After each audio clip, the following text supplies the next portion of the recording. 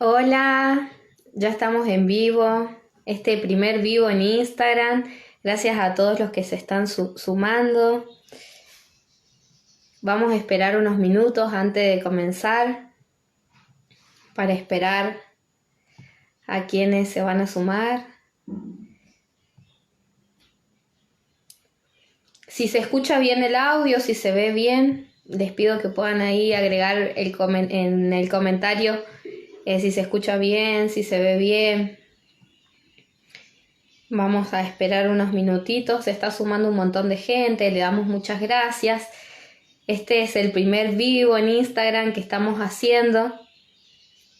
Vamos a comenzar con una profesional de la salud que nos va a brindar una importante información sobre la salud mental, la prevención, mitos, verdades. Bueno, buenísimo, ahí Libby me avisa que se escucha y se ve bien. Gracias a todos, se está sumando un montón de gente, así que les agradecemos un montón. Como les decíamos recién a quienes se conectaron al principio, este es nuestro primer vivo.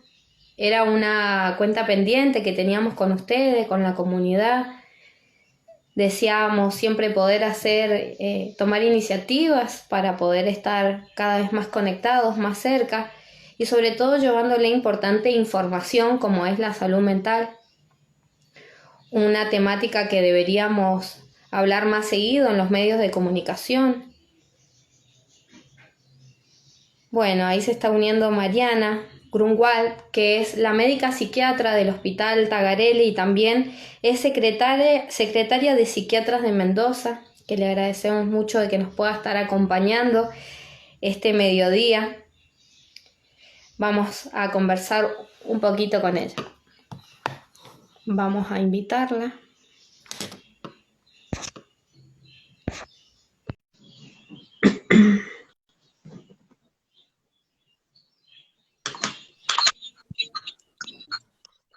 Hola, Steffi, ¿me ves? Hola Mariana, no te estoy viendo. Capaz que Tengo tarde uno. mala conexión. Hay mala conexión. Bueno, Mariana, le comentamos a quienes nos están viendo, Mariana en este momento está en el Hospital Tagarelli, recién termina de hacer consultorio y bueno, muy amablemente nos va a atender para responder algunas de las consultas que teníamos. Esta entrevista la estamos haciendo en el marco de Mundial de la Salud, que fue ayer, 7 de abril. No te vemos, Mariana, ahí te vemos. Ahí está. Qué bueno. Gracias, Mariana, bienvenida. Muchas gracias por sumarte.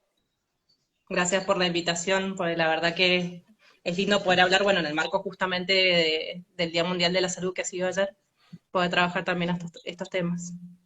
Es verdad, es verdad. Sí, la verdad que sí. Bueno, Mariana, decíamos que es un poquito una cuota pendiente que tenemos los medios de comunicación y sabemos de que también hay otras asociaciones y entidades que están trabajando un poco más la salud mental. Sabemos que es una problemática que aumenta cada día más. De hecho, nosotros en las conversaciones que hemos estado teniendo por mensaje, me decías de que últimamente han estado aumentando mucho las consultas por depresión, por ansiedad. Entonces nos gustaría un poquito que nos puedas comentar, ¿no?, sobre esto y primero que nada hablar sobre prevención. Vos, para comenzar, ¿no?, esta linda nota, ¿nos podrías explicar qué es la salud mental? Bien, bueno, la salud mental, comprendiéndola en realidad como un componente de la salud en general, que justamente, bueno, la Organización Mundial de la Salud define el estado de salud como un estado completo de bienestar biológico, psicológico y social, más allá de la ausencia de alguna patología o alguna enfermedad. Así que entraría dentro de uno de los componentes justamente de lo que es la salud integral, y obviamente comprende más lo que es justamente aspectos psicológicos, también están muy asociados a cuestiones sociales y abarca lo que es más que nada la parte emocional, la parte afectiva. Claro, muy bien, gracias por esa definición, la verdad que cortita y muy clarita. ¿Cuáles son las causas o la base de los trastornos mentales o emocionales? Bien, obviamente entendiendo desde esto que hay componentes externos que van a por ahí fomentar o favorecer que aparezcan ciertas enfermedades, sobre todo, bueno, factores obviamente psicológicos por situaciones que pueda estar pasando a la persona, o sociales, socioeconómicos. Es muy importante entender que hay un factor biológico, ya que el cerebro es un órgano más de nuestro cuerpo que también tiene su equilibrio entre neurotransmisores y distintas hormonas, y obviamente cuando se rompe ese equilibrio, como pasa con cualquier otro órgano, en la liberación de esos químicos, obviamente se van a producir los síntomas. Pasa que en lo que es salud mental, los síntomas son más subjetivos, justamente pues se expresan a través por ahí de pensamientos, de la palabra, de sentimientos, y no lo podemos ver por ahí a veces como se ve en otras patologías como un dolor o una alteración de un órgano concreto. Claro, claro, tal cual. ¿Y cómo podemos ayudar entonces a una persona que, por ejemplo, se encuentra inestable emocionalmente? Y dentro de lo que es la población por ahí allegada o la familia, obviamente siempre lo más importante es la escucha, y sobre todo que sea una escucha muy abierta sin juzgar a la persona. Obviamente entendiendo de esto, de que son malestares también muy subjetivos y depende mucho de cómo afecta a la persona a distintos factores, no minimizar, por ahí decir, por ejemplo, ay, pero te vas a poner mal por esta tontera, o sea, cada uno le afecta de distinta manera a cada cosa, entonces es una escucha abierta para contener, orientar, apoyar o, por ejemplo, si necesita consultar, inclusive acompañar en el tema de sacar los turnos o de acompañar a los turnos para que pueda tener un correcto abordaje del malestar. Claro, y vos recién decías de poder no acompañar a que vaya, saquen los turnos, un acompañamiento más cercano para que esa persona realmente pueda encontrar la ayuda que necesita. Eh, ¿Por qué será que les cuesta tanto, Mariana, a los pacientes y también a los familiares o amigos consultar con profesionales de la salud mentales? Es como que hay como un mito, ¿no? Los psicólogos y los psiquiatras son para los locos y es muy difícil derribar ese mito. Entonces, eh, ¿por qué crees que les cuesta tanto poder llegar a hacer esas consultas? Bueno, yo creo que principalmente se debe a que todavía hay mucho estigma social respecto a la patología mental, en gran parte por desconocimiento, o el conocimiento que se ha logrado hacer a veces también ha sido a través de medios que no lo han abordado con conocimiento científico. Por ejemplo, por ahí películas o cuestiones así, y la gente se ha quedado con la idea de ciertos abordajes o de ciertas manifestaciones, como tomando por ahí casos que son extremos y que son más infrecuentes. Pero en realidad lo que nosotros siempre le explicamos a los pacientes es que con lo que trabajamos en realidad es con la salud mental. Justamente tratamos de evitar el llegar a la enfermedad o al trastorno que justamente ya le quite funcionalidad al paciente en lo cotidiano. Tratamos de fomentar factores de salud para que el paciente tenga herramientas para poder manejar y sostener él mismo ese nivel de bienestar. Claro, claro, claro, se entiende perfecto. Entonces, suponete, Mariana, yo nunca fui al psicólogo, nunca fui al psiquiatra. ¿Cómo se hace? Tengo que pasar por el hospital, en este caso, por ejemplo, el Tagarelli, o llamar a algún privado, sacar un turno directamente con el psiquiatra, o cómo se hace. Y en realidad los inicios de tratamiento o abordaje son de distintas maneras, puede ser por voluntad propia porque uno se siente mal y quiere justamente buscar ayuda o ver si necesita algún otro tipo de ayuda, así que por lo general lo que se aconseja es empezar con un psicólogo y ver justamente por ahí la gravedad de los síntomas, si amerita ser medicado o no. No todos los cuadros de trastornos mentales o de malestar mental necesitan sí o sí tratamiento farmacológico. Pueden llegar también a veces derivados por otros profesionales, ya sea de salud mental o bueno, también a otras instituciones, a veces instituciones escolares, clubes, o sea, cualquier otra institución que tenga contacto y que vea un malestar y quiera ayudar. O a veces, bueno, hay derivaciones que son un poco más obligadas cuando no hay mucha conciencia por parte del paciente o de la familia, con inclusive judicializaciones o intervención de policía o cosas así.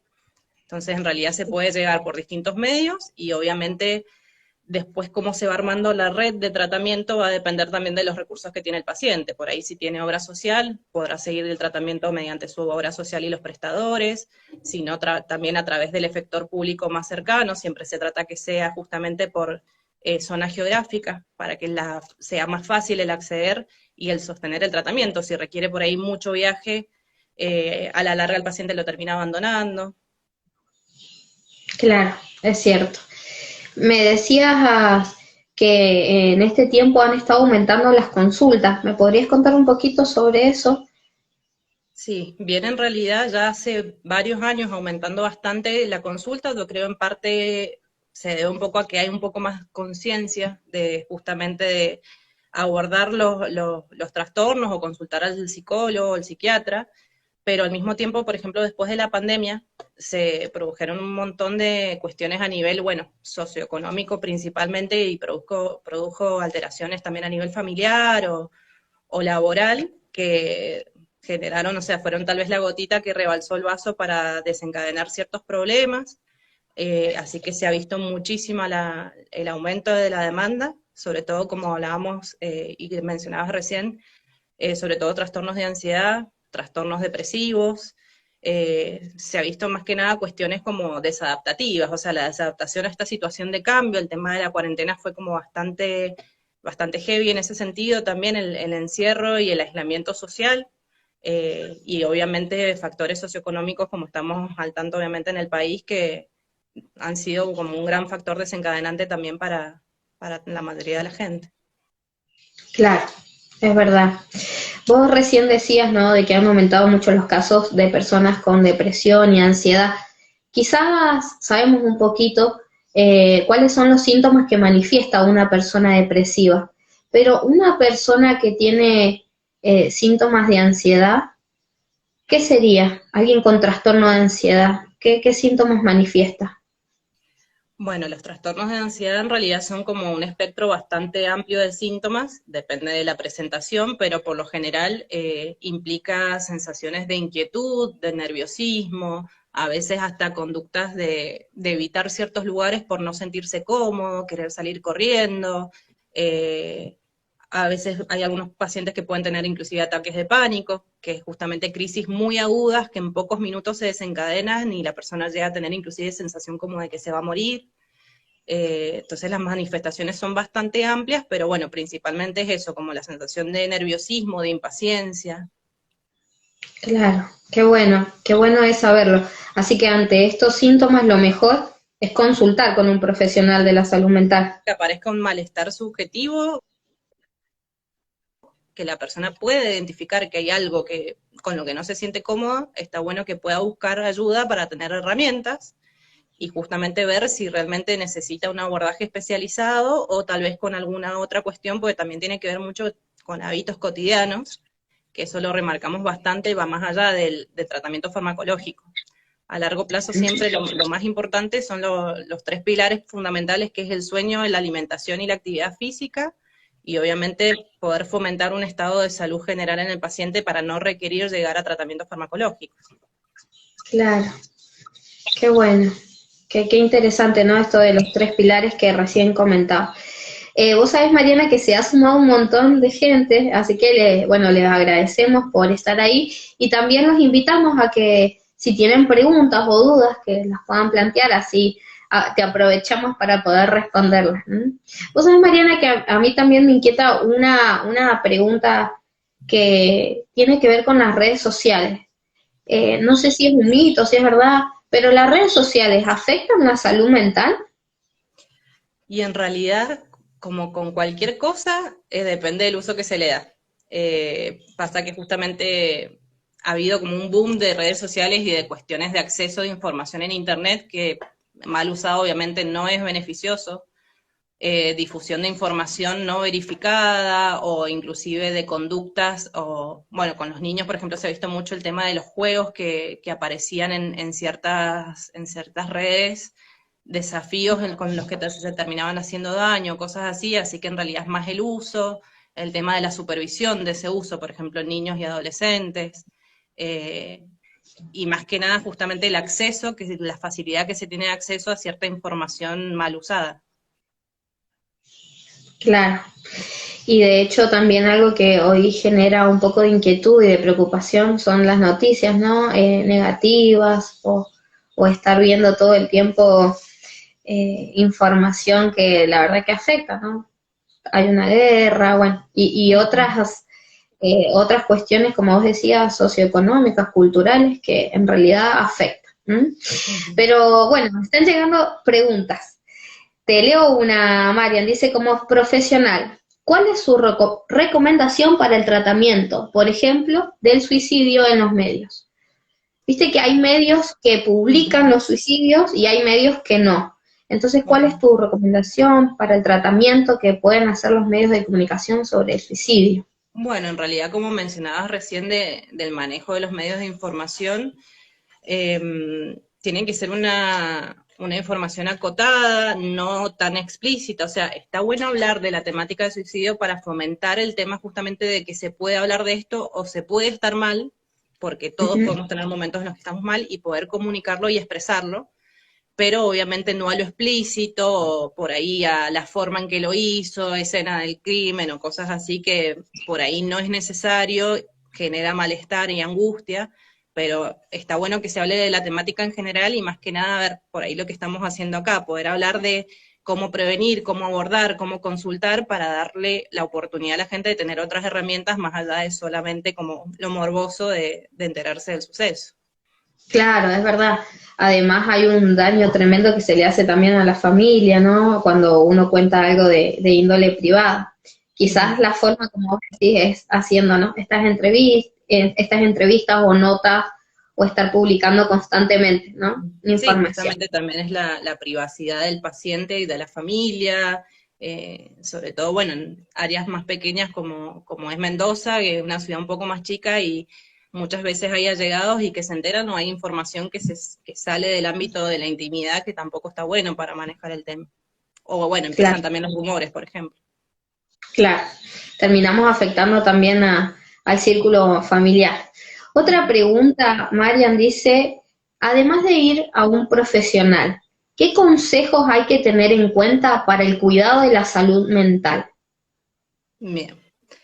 Como decía recién, principalmente los hábitos de salud básicos, que son dormir bien, por lo menos entre 7 y 8 horas por día, tener una alimentación balanceada y variada, hacer actividad física, si es posible, todos los días por lo menos un rato, y obviamente lograr también un equilibrio entre otras áreas sociales, recreativas, a veces esto de recurrir a instituciones que sean grupales y que también brinden un contexto de contención, pueden ser instituciones deportivas, religiosas o de otra índole, y el equilibrio también con lo que es el tema de trabajo y tiempo recreativo, justamente para evitar por ahí el tema del estrés que se ve que termina también afectando a nivel biológico. Justamente el estrés es una respuesta evolutiva que tenemos que nos empuja hacia adelante, pero el cuerpo tiene hasta cierto límite para manejarla, y cuando ya se desborda eso es cuando empiezan a aparecer el malestar y los síntomas. Claro, claro, tal cual, es verdad. Qué interesante. Bueno, seguimos recibiendo preguntas. Se están contestando todas muy bien. Gracias, una vez más, Mariana, por este ratito. No, de nada. Gracias a Vos, usted. ahí vamos a esperar a ver si alguien más quiere hacer alguna preguntita. Mientras alguien pregunta, contanos un poquito, Mariana, cuál es el trabajo que haces como secretaria de psiquiatras de Mendoza. Un trabajo que por ahí se desconoce. Bien, bueno, la Asociación de Psiquiatras de Mendoza se formó hace 5 años y un poquitito más, ya vamos para los 6. La idea era justamente poder congregar a los psiquiatras de Mendoza para tener una identidad respecto a nuestra forma de trabajar y, bueno, es en realidad una institución con carácter más científico, justamente para poder fomentar la formación, la capacitación. Actualmente, de hecho, estamos, bueno, largando para los socios cursos de formación en psicofarmacología, charlas también con expertos en ciertos temas, supervisiones. La idea es justamente fomentar la capacitación y crear también la identidad de lo que es el psiquiatra en Mendoza, tratando obviamente de poner también criterios en común de trabajar y también de defender nuestro trabajo y nuestro espacio. Ujú. Qué bueno, qué lindo el trabajo que hacen. Qué interesante. Muy bien. Bueno, Mariana, perfecto. Otra de las preguntas, por ejemplo, que recién ahí una amiga nos hacía, em, así como todas las personas en algún momento de su vida o deberían, ¿no?, pasar por el clínico y hacerse un chequeo en general, ¿no? Uno va y se hace unos análisis y quizás otros pedidos médicos para ver el panorama. ¿Se podría hacer esto de pasar por algún médico de la salud mental, hacer un chequeo, decir, bueno, nunca pasé a hacerme un chequeo emocional, mental, y que el profesional pueda evaluar? Y en realidad de forma preventiva, salvo que la persona tenga alguna cuestión particular que quiera trabajar o fortalecer, eh, en realidad no se suele hacer, ya aparece la consulta justamente cuando hay un malestar más significativo o que la persona siente afectada a algún área de su vida por este malestar, pero sí de hecho nosotros lo que solemos hacer cuando un paciente llega a consultas de salud mental es obligatorio hacer un descarte de cualquier patología biológica que pueda estar generando también síntomas psiquiátricos o psicológicos.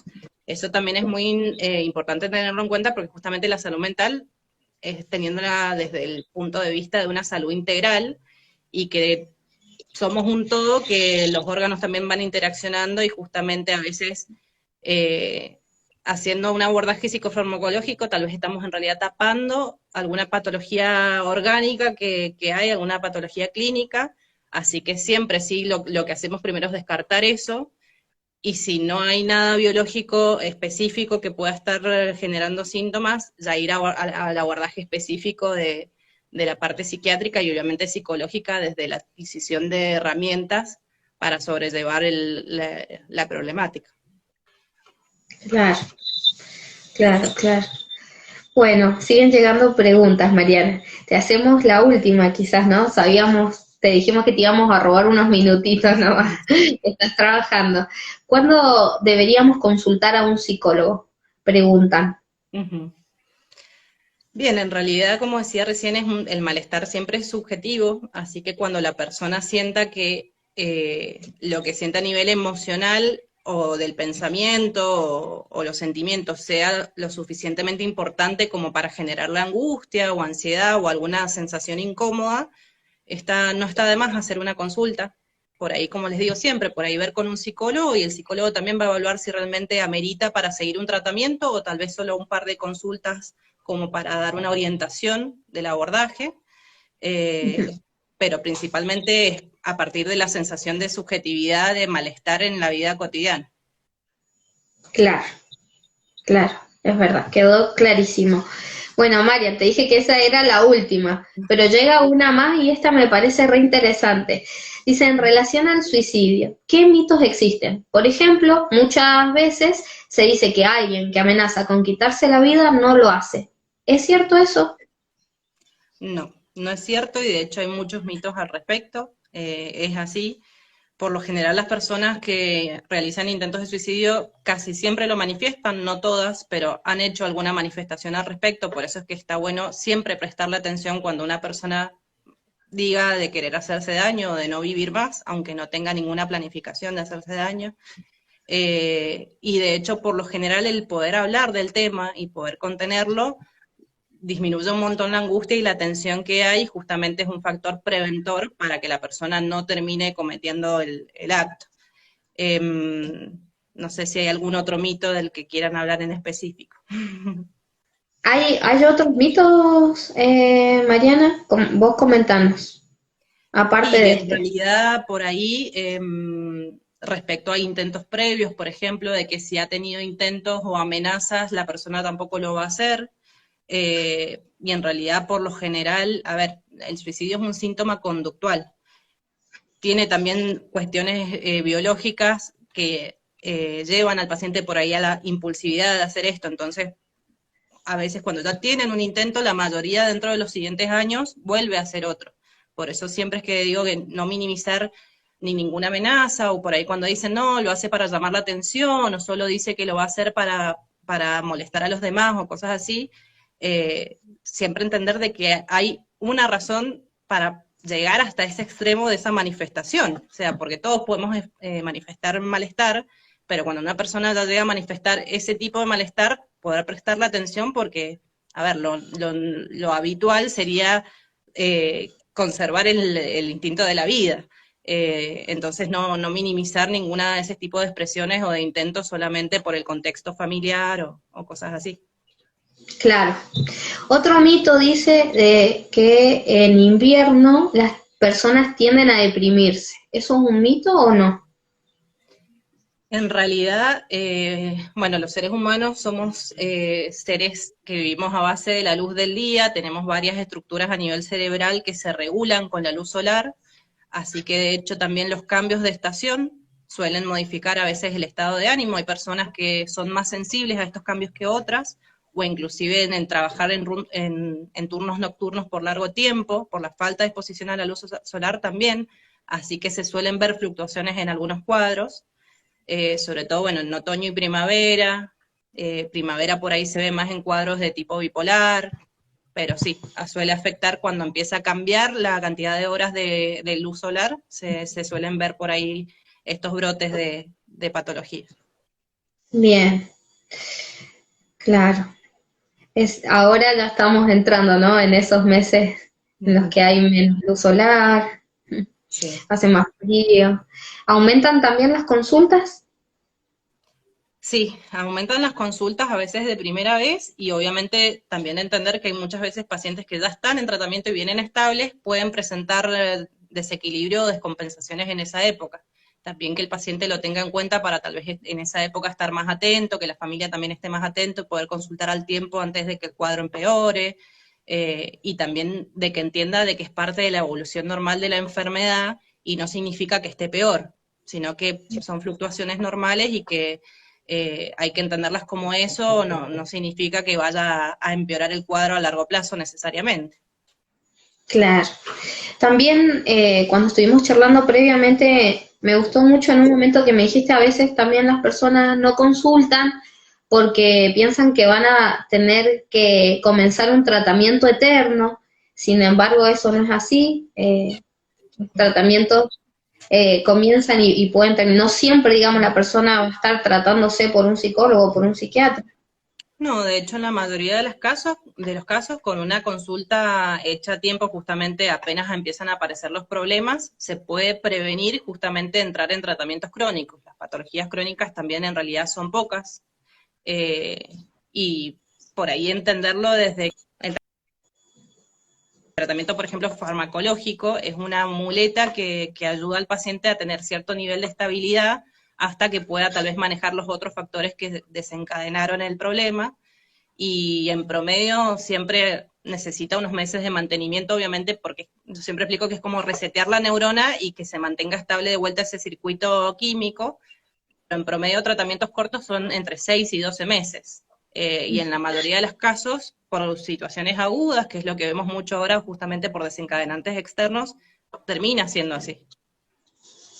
Es verdad, es verdad, qué bueno.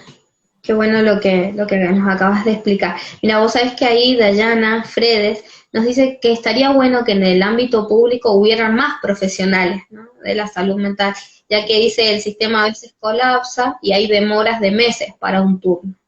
Ujú. ¿Qué se hace cuando, por ejemplo, alguien necesita ayuda urgente y no consigue turno? Bueno, en realidad cada efector de salud tiene distintos manejos. Yo puedo explicarles desde cómo trabajamos acá en el Tabarelli, pero casi siempre las urgencias igual se atienden, ya sea por guardia o si los equipos específicos están presentes en el hospital, las urgencias no se dejan de atender. Por ahí sí, lo que está complicado es el abordaje a nivel ambulatorio, o sea, los turnos por consultorio externo, porque es verdad que hay pocos profesionales, de hecho la mayoría de los profesionales, por ejemplo psiquiatras, están más centralizados en lo que es el Gran Mendoza, entonces en la periferia hay pocos profesionales disponibles, y se hace a veces medio largo el tema del abordaje después ambulatorio, pero siempre por lo menos en lo agudo, siempre se trata de realizar la estabilización, si hace falta una internación también como para hacer una contención más intensa, después se dan turnos de seguimiento para evaluar cómo está después del alta y hasta que enganche con el tratamiento ambulatorio. Claro. Está bien, o sea, una consulta de urgencia por lo general siempre tiene, digamos, alguna respuesta. Sí, es el mismo criterio que se usa para otras patologías en la guardia, así como con códigos de colores. Si es código rojo, obviamente se atiende de inmediato. Claro, alguien rápidamente atiende el caso. Bueno, acá Avi nos dice, esta es la última pregunta que hago. ¿Cómo funciona el sistema de salud público en Argentina, Mendoza y Valledupar en relación a la salud mental? ¿Qué cree que hace falta? En relación a la salud mental, Uh-huh. ¿qué hace falta? Bueno, principalmente más personal. Uh-huh. Bueno, sabemos por ahí cómo está la situación con el sistema de salud, está totalmente desbordado y bueno, en Mendoza también está bastante complicada la situación, sabemos también el tema de los sueldos ha dificultado por ahí de sostener ciertas prestaciones, en caso por ejemplo ahora del Noti, que hay un montón de profesionales que han renunciado, o sea que no han renovado sus contratos,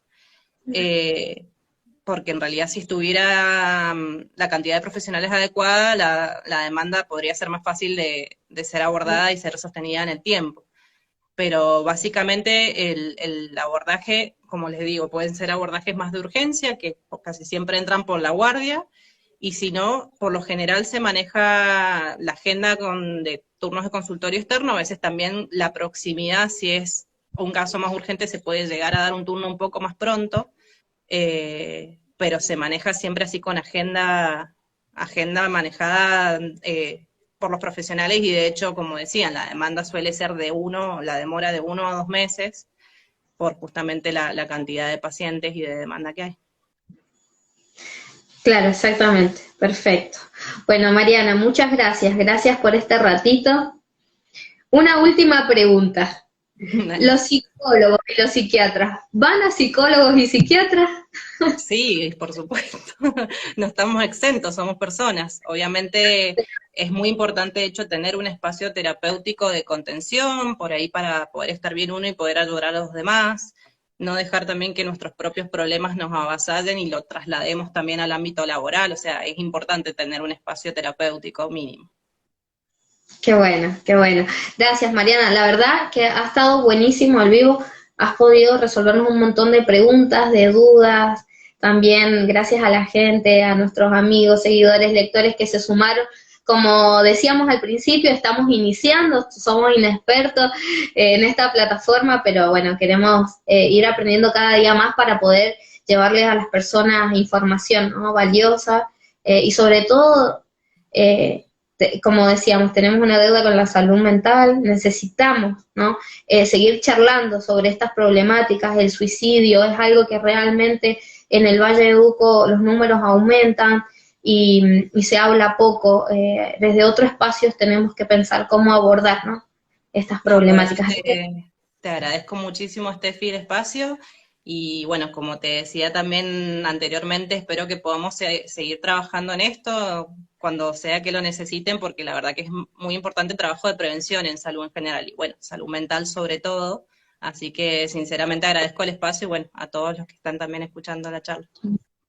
Bueno, María, muchas gracias, gracias a todos los que están, y esta no va a ser seguramente la única oportunidad que vamos a estar hablando, ¿no?, sobre estos temas tan interesantes. En otra oportunidad nos volveremos a encontrar por el mismo canal. Genial. Gracias, gracias. Chau, chau. Gracias. Nos vemos. Chao, chao.